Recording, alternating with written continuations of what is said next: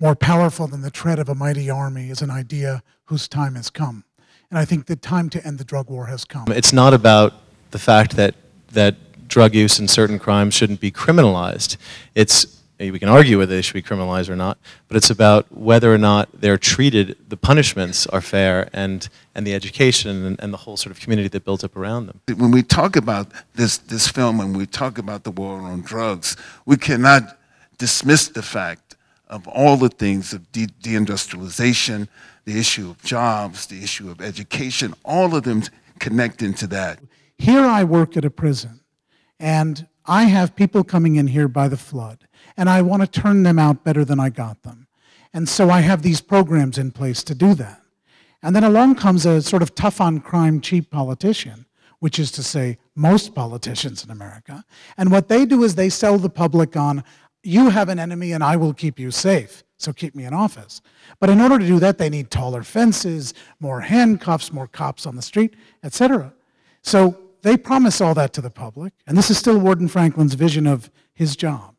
They sell all that to the public, but of course then they have to pay for it. So where do they get the money? They get it from the very programs I need.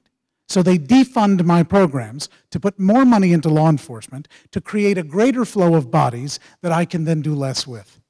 The drug war has turned in a way where its failure is so manifest and so obvious to so many that it's actually very hard to get anyone to defend this thing.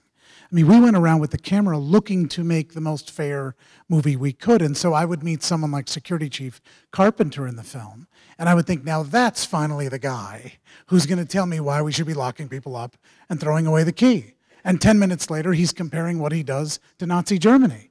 And I'm thinking, how did I get here?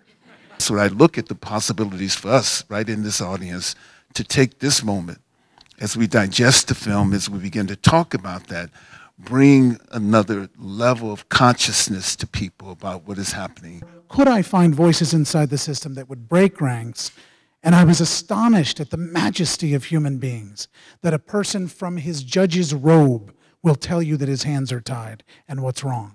That a person from where they make a living, whether it's Security Chief Carpenter or whether it's Fabio the cop in the front seat of the car, that people will not just be an easy critic like me, who makes a living from being critical, but rather risk their living by being critical from within.